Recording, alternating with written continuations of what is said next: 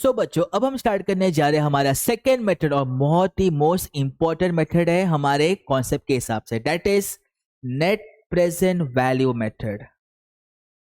ठीक है, तो जब भी एनपीवी का फुल फॉर्म आएगा, इसका फुल फॉर्म क्या है बच्चों? Net present value. और ये किसके अंडर आता है? हमारे second method of capital budgeting, that is discounted cash flow और टाइम एडजस्ट टेक्निक। ठीक है बच्चों, अब देखो ये एनपीवी होता क्या है? It is the difference between बच्चों क्या? Present value of cash inflow and outflow. Sir हमने अभी तो पढ़ा था कि जो पैसा हमें ईयर वाइज मिलता है उसे हम क्या कहते हैं? कैश इनफ्लो कहते हैं, बराबर है। और जो पैसा हमने इन्वेस्टमेंट किया उसे क्या कहते हैं? Cash outflow. तो ये प्रेजेंट वैल्यू क्या है? हमें तो पता ही नहीं प्रेजेंट वैल्यू क्या होता है। तो बच्चों सपोज मान लो कि आपको अगर 5 साल तक अगर मैं बोलूं कि आपको पर मंथ 2000 पैसा इन्वेस्टमेंट करना है, ठीक है, तो क्या आपको उतना ही पैसा मिलेगा जो आपने इन्वेस्टमेंट किया है? गलत, आपको कुछ एक्स्ट्रा मिलेगा। तो वो उसका कैलकुलेशन होता कैसे है?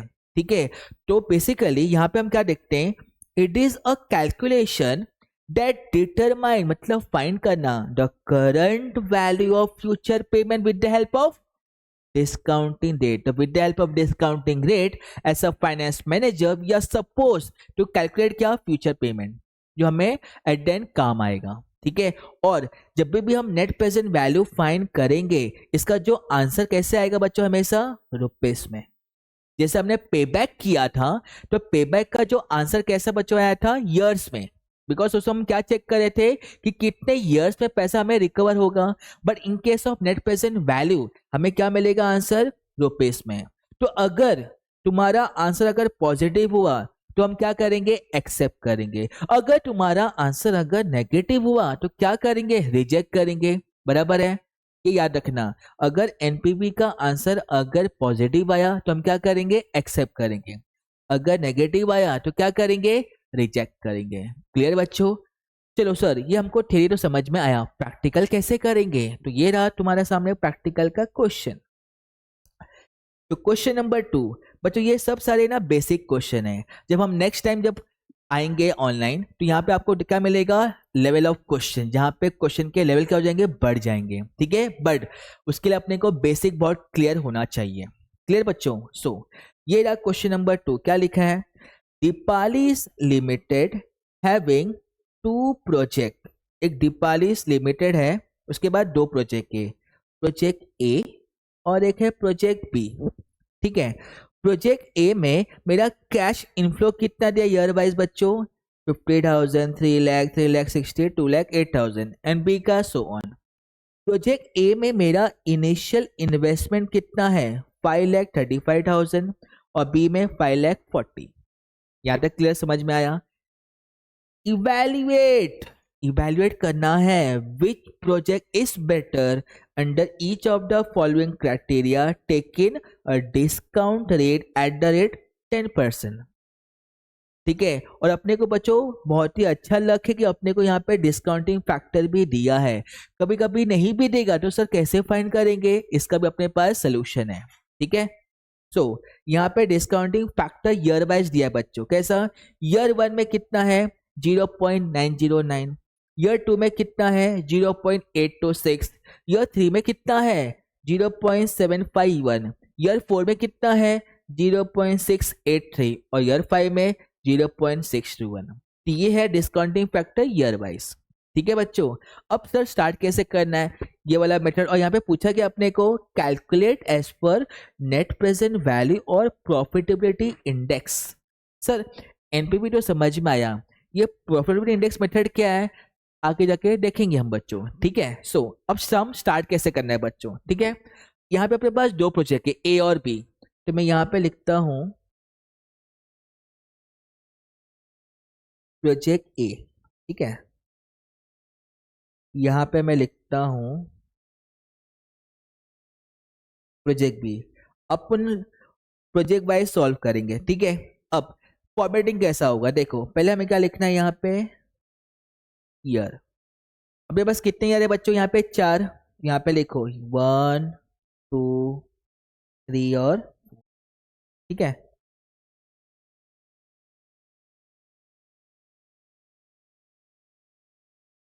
1 2 3 और 4। बगल में क्या लिखना है मेरे को, साइड में कैश इनफ्लो। तो प्रोजेक्ट ए में बच्चों मेरा कैश इनफ्लो कितना है ईयर वाइज, ईयर 1 में कितना है 50,000, ईयर 2 में कितना है 3 लाख, ईयर 3 में कितना है 3,60,000 और ईयर 4 में कितना है 2,08,000। ये 5,35 बच्चों इनिशियल इन्वेस्टमेंट है, मतलब प्रोजेक्ट ए में मेरा इतना इन्वेस्टमेंट गया, दैट इज से मेरा कैश आउटफ्लो है।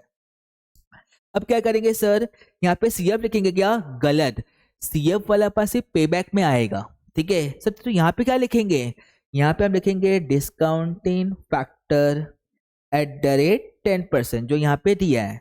तो ईयर वाइज अपने को डिस्काउंटिंग बच्चों फैक्टर भी दे दिया है, तो इस लिखते हैं कितना ईयर 1 में बच्चों 0.909, 0.826, 0.751 और यहाँ पे 0.683।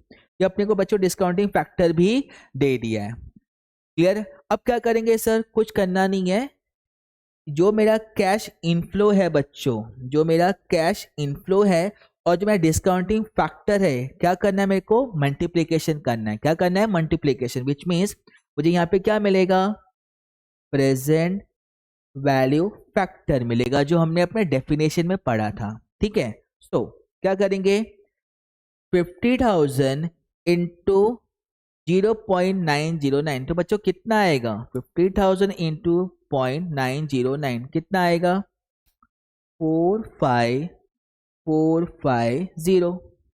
नेक्स्ट 3 लाख इंटू 0.826, तो 3 लाख इंटू 0.826 कितना है बच्चों 247,800। कैसे मिलेगा बच्चों ये, cash inflow into discounting factor. Third 3,60,000 into 0.751 कितना आएगा, कितना आएगा बच्चों फिर यहाँ पे 270,360। नेक्स्ट ईयर 2,08,000 इंटू 0.683, 0.683 कितना आया बच्चों मल्टीप्लिकेशन करने के बाद 142064। देखो ये आ गया, मतलब हमें क्या करना है, कैश इनफ्लो क्या करना है बच्चों, इसके लिए प्रेजेंट वैल्यू फैक्टर के लिए क्या करना है, cash inflow into discounting factor year wise क्या करेंगे अपन, कैलकुलेशन करेंगे। अब क्या करेंगे सर, कुछ नहीं करना है बच्चों, सिंपली अपने को इसका टोटल करना है। किसका टोटल, प्रेजेंट वैल्यू फैक्टर का टोटल करना है। तो क्या करेंगे टोटल, करो फटाफट, कितना आएगा 45450 प्लस 247,800 प्लस 270,360 प्लस 142064 कितना आया बच्चों ये 705674।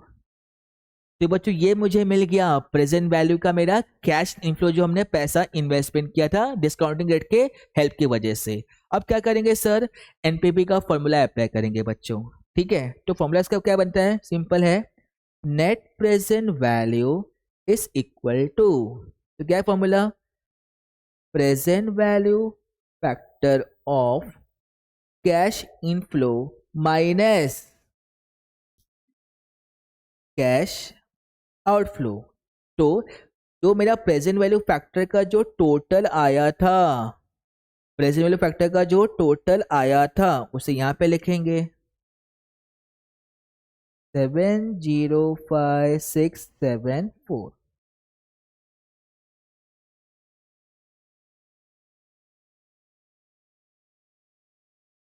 705674 माइनस मेरा पैसा कितना इन्वेस्टमेंट हुआ है प्रोजेक्ट ए में बच्चों 5,35,000, उसे हम यहाँ पे लिखेंगे 5,35,000। बच्चों लेस करने के बाद कितना आएगा 5,35,000। तो आफ्टर लेस मुझे आंसर कितना है बच्चों, ₹170,674। ये बच्चों मुझको मिल गया इसका आंसर, किसका, प्रोजेक्ट एक का एनपीवी कितना है बच्चों आया 1,76,74 वो भी पॉजिटिव में। अगर नेगेटिव में आता तो ऑन द स्पॉट ये क्या करते हैं, रिजेक्ट कर डालते हैं, बट ये पॉजिटिव में आया है, विच मीन्स अपने को प्रोजेक्ट बी भी चेक करना पड़ेगा कंपैरिजन करने के लिए कि अगर जिसका एनपीवी ज्यादा होगा प्रोजेक्ट वाइज, वो हम प्रोजेक्ट क्या करेंगे, एक्सेप्ट करेंगे। तो प्रोजेक्ट ए के अकॉर्डिंग कितना बच्चों आया एनपीवी, 1,76,74। अब क्या करेंगे सर, जैसा हमने प्रोजेक्ट ए किया है अब क्या करेंगे, प्रोजेक्ट बी करेंगे। सो अगेन सेम फॉर्मेट होगा बच्चों हमारा।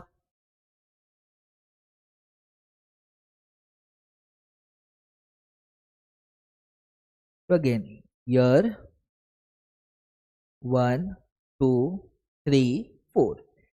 कैश बच्चों इनफ्लो कितना है प्रोजेक्ट बी में, तो प्रोजेक्ट बी में बच्चों मेरा कैश इनफ्लो कितना है, 2,82,000, 2,82,000। प्रोजेक्ट फी कैश सॉरी सेकेंड ईयर में 2,50,000, थर्ड ईयर में 1,80,000 और फोर्थ ईयर में क्या है, कुछ भी नहीं है।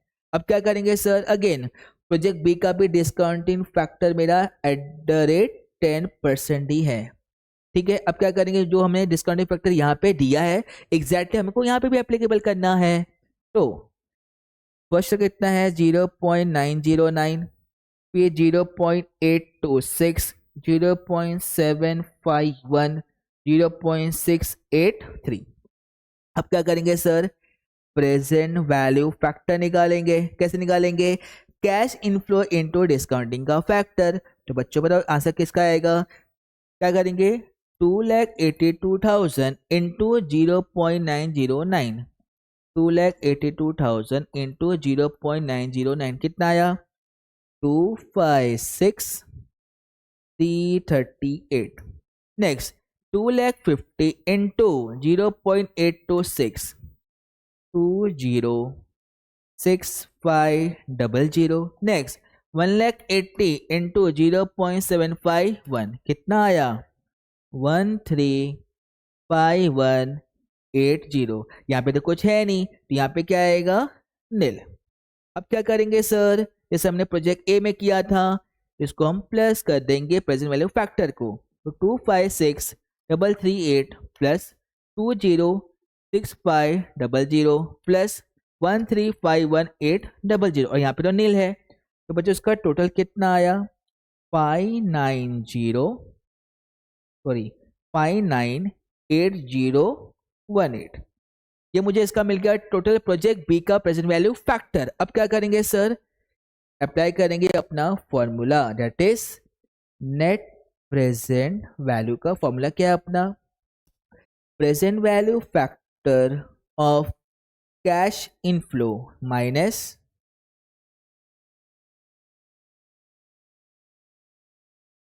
Cash outflow, that is 598018 minus project B का मेरा बच्चों आउटफ्लो कितना था 5,40,000। देखो यहाँ पे लिखा है, हाँ प्रोजेक्ट बी में मेरा आउटफ्लो कितना है 5,40,000। यहाँ पे लिखेंगे 5,40,000। ये बच्चों ये कितना आएगा माइनस 5,40,000। तो इसका बच्चों आंसर आया ₹58018। ये मुझे मिला है net present value project B का। अब क्या करेंगे सर, कंपेयर करो कौन से प्रोजेक्ट का तुम्हारा एनपीवी ज्यादा आया। चलो चेक करते हैं सर, प्रोजेक्ट ए का आया है 1,70,674 दैट इज 1,76,674 और प्रोजेक्ट बी का कितना आया है 58,018। तो ऐसा फाइनेंस मैनेजर हम कौन सा प्रोजेक्ट सिलेक्ट करेंगे जिसका एनपीवी ज्यादा है। तो किसका एनपीवी ज्यादा है, प्रोजेक्ट ए का, तो हम क्या करेंगे प्रोजेक्ट ए एक्सेप्ट करेंगे। क्लियर बच्चों, तो ये बच्चों हमारा क्या था, ये नेट प्रेजेंट वैल्यू। रुको रुको कहाँ जा रहे हो, अभी एक और मेथड बच्चा है बच्चों अपना, दैट इज प्रॉफिटेबिलिटी इंडेक्स। बहुत ही सिंपल है। अब बोलोगे सर क्या उसके लिए भी ये सब कैलकुलेशन करना पड़ेगा क्या, ना बच्चा ना, ऐसा कुछ नहीं होगा, बहुत ही सिंपल ट्रिक है उसका। अब देखो, अब हमें क्या फाइंड करना है बच्चों, यहाँ पे net present value method sorry profitability index, ठीक है, प्रोजेक्ट ए का पीआई प्रोजेक्ट बी का, ठीक है। ठीक है। तो जो हमने एनपीवी में, इसका एक शॉर्टकट है, एनपीवी का बच्चों फॉर्मूला क्या है, present value factor of cash inflow minus cash outflow. तो जो हमने यहाँ पे माइनस किया है, पीआई में क्या करेंगे, उसको डिवाइड करेंगे। तो अगर जब हम डिवाइड करेंगे, पीआई का मेरा फॉर्मूला क्या बन जाएगा, basically PI is equal to present value factor of cash inflow divide by cash outflow. देख रहे हो, जो मैंने नेट प्रेजेंट वैल्यू में लिखा था वही मैंने पीआई में भी लिखा है, बट नेट प्रेजेंट वैल्यू में मैंने माइनस किया था। पीआई में क्या करेंगे बच्चों, डिवाइड करेंगे, बस इतना ही है। तो जो हमको आंसर मिला था प्रोजेक्ट ए में, क्या 705674, हमें यहाँ पे लिखते हैं 705674 डिवाइड बाय प्रोजेक्ट ए का मेरा आउटफ्लो कितना था, 5,35,000। तो बच्चों बताओ इसका आंसर क्या आएगा, सिंपल करो, 705674 डिवाइड बाय 5,35,000 कितना बच्चों आया, 1.31:1। जब पीआई का जब आंसर प्रेजेंट कैसे करोगे, ऐसा 1.31 आया, रेश टू क्या करना है, 1 कर देना है। ठीक है, same in case of B भी करेंगे। तो बी के केस में मेरा डिस्काउंटिंग टोटल कितना आया था,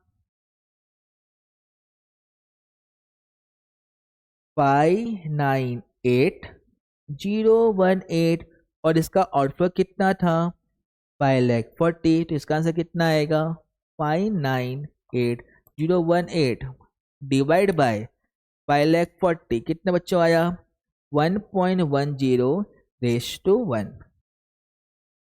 समझा बच्चों अभी। तो जो मैंने नेट प्रेजेंट वैल्यू में इसको माइनस किया था, मुझे पीआई में क्या करना है, उसको डिवाइड कर देना है। और पीआई का बच्चों फॉर्मूला क्या है, प्रॉफिटेबिलिटी इंडेक्स मेथड।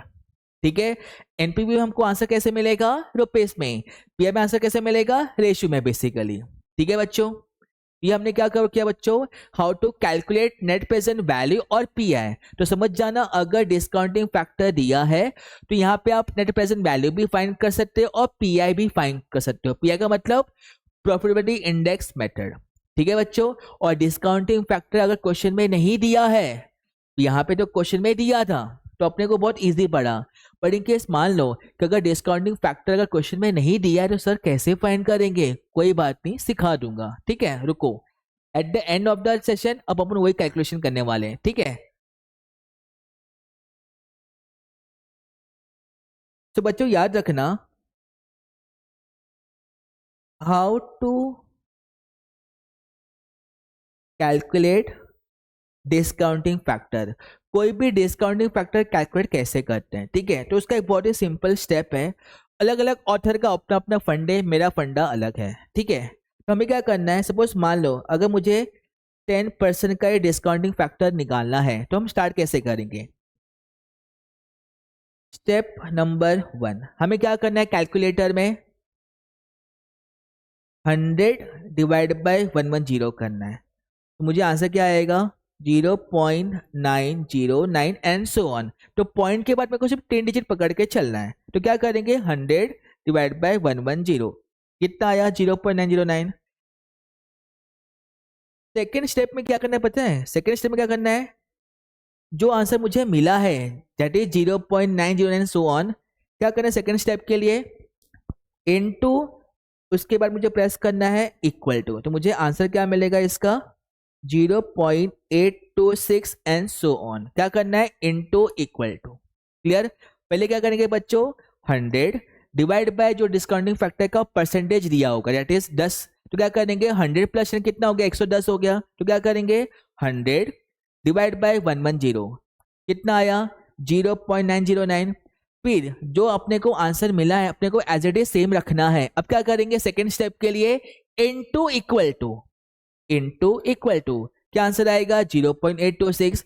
फिर थर्ड स्टेप से एंड सो ऑन, क्या करना है, सिर्फ हमको equal to equal to equal to press करना है। दैट इज प्रेस किया, इक्वल टू कितना आएगा थर्ड ईयर के लिए, 0.751 एंड सो ऑन। ये रहा उसका तरीका। अगर डिस्काउंटिंग फैक्टर अगर क्वेश्चन में नहीं दिया है तो क्या करना है, स्टेप नंबर 1, 100 डिवाइड बाय जितना भी डिस्काउंटिंग फैक्टर का परसेंटेज दिया है, अपने को एक आंसर मिलेगा, उस आंसर को एज इट इज सेम रखना है। फिर सेकेंड स्टेप के लिए क्या करोगे, इनटू इक्वल टू, फिर थर्ड स्टेप से एंड सो ऑन, सिर्फ इक्वल टू प्रेस करना है, तुमको डिस्काउंटिंग फैक्टर अपने आप मिल जाएगा। और एग्जाम के पॉइंट ऑफ व्यू से डिस्काउंटिंग फैक्टर पॉइंट के बाद ओनली 3 डिजिट या 4 डिजिट रखो ताकि तुम्हारा कैलकुलेशन इजी पड़े। क्लियर बच्चों? तो इसी के साथ हमने आज क्या कवर किया, नेट प्रेजेंट वैल्यू का मेथड, कैसे इसको फाइंड करते हैं, उसका मीनिंग क्या था। फिर हमने क्या कैलकुलेट किया, pi that is profitability index, जो एनपीवी हमने लेस किया था, पीआई में क्या करेंगे, उसको डिवाइड करेंगे। और क्या सीखा हमने कि डिस्काउंटिंग फैक्टर अगर क्वेश्चन में नहीं दिया है तो उसको फाइंड कैसे करेंगे, with the following step. Clear बच्चों?